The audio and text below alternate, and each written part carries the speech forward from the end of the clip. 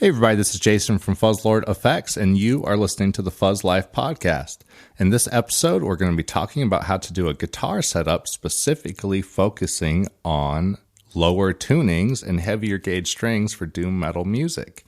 If you want to keep up with what I'm up to on a daily, head on over to the Instagram page at Fuzzlord Effects or over to YouTube, where this episode is available as a full video so you can see everything that is going on. So I thank you for your time, and I hope this is going to be interesting to you. We're going to get started right now.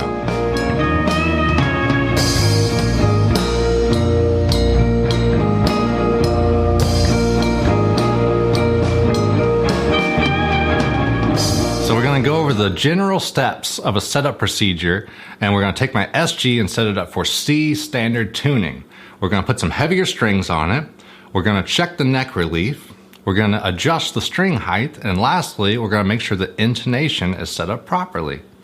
This is just an overview video for everyone because I want everyone to understand what a basic setup procedure involves. If you're not comfortable with any of the steps covered in this video, I highly recommend that you take your guitar down to your local luthier and get them to set it up for you. They'll be able to get your guitar set up in whatever tuning you'd like and help you out. So when we downtune our guitars, we lose a lot of the string tension and our strings get a bit floppy. So to compensate for this, it's really good to put on some heavier guitar strings. In this video, we're going to put on a set of 12 to 60s and set up this guitar to play in C standard.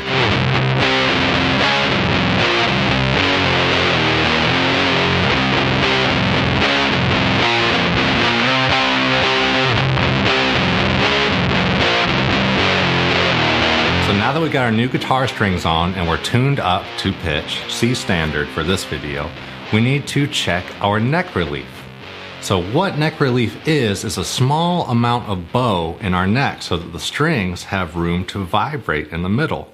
Think of it like a big jump rope. Our guitar string is like a big jump rope, and it needs a little bit of room to vibrate in the middle of the guitar neck. So what we're going to do is put a capo on the first fret, push down the string on the last fret of the guitar, and then right around the 8th fret, we're going to check to make sure that we have just a little bit of gap between the bottom of the string and the top of the fret. What we're looking for is about 8/1000ths of an inch. We can have two things here. We can have a big bow in the neck and have a big amount of neck relief, or we can also have a back bow in the neck where that string is actually touching the fret. So the way to remedy this is to adjust the actual truss rod of the guitar. So we're going to be looking from the headstock down at the bridge. So if you have too much back bow on the guitar, what we're going to do is loosen the truss rod and get rid of that back bow and let the neck go forward a little bit. If we have too much bow in the neck, we're going to tighten the truss rod to move the neck back just a hair. I only recommend doing about a quarter turn at a time and then recheck the neck relief.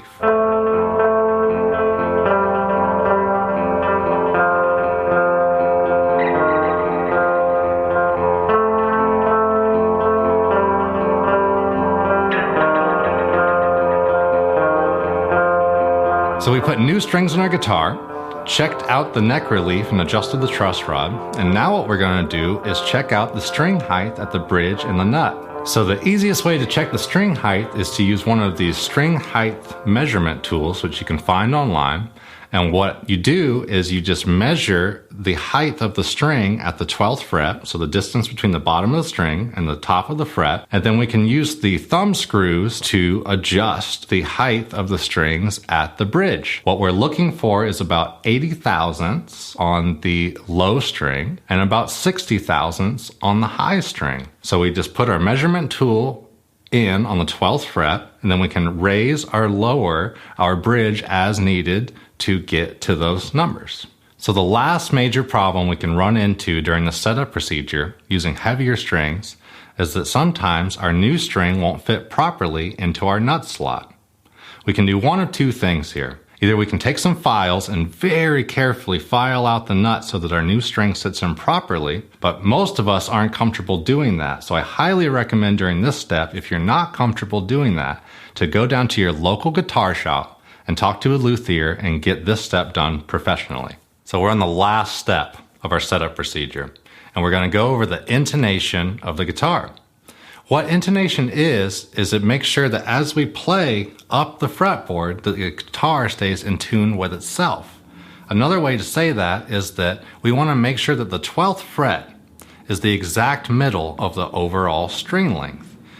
Depending on the string height and what gauge strings we're using is why we need to take and adjust each string to be properly intonated. The way we do that is we take the string and pluck it and tune it to pitch with our tuner on the open string, and then you very gently fret the 12th fret and play the note and check that against the tuner. The 12th fret can either be sharp or flat. So what we do is with our guitar in front of us and the tuner on the table, we're going to do something called chasing the needle. If our 12th fret note is slightly sharp, we're going to follow the needle and take our bridge and move it towards the needle. If our needle is slightly flat, we're going to take our bridge and move it up towards the nut of the guitar. This is something you just go back and forth on until the open string is in tune.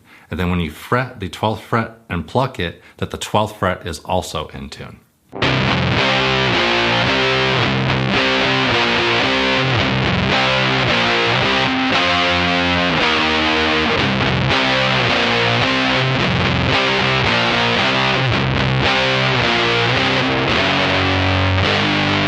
So that wraps up our guitar setup procedure specifically aimed towards down-tuned guitars. We put on some heavier guitar strings, then we checked our neck relief, we checked the string height, and then finally we adjusted the intonation on our guitar. Now if you follow these simple steps, your guitar should be playing a lot nicer now and be able to hold these low tunings a lot better and be in tune as you play up and down the neck.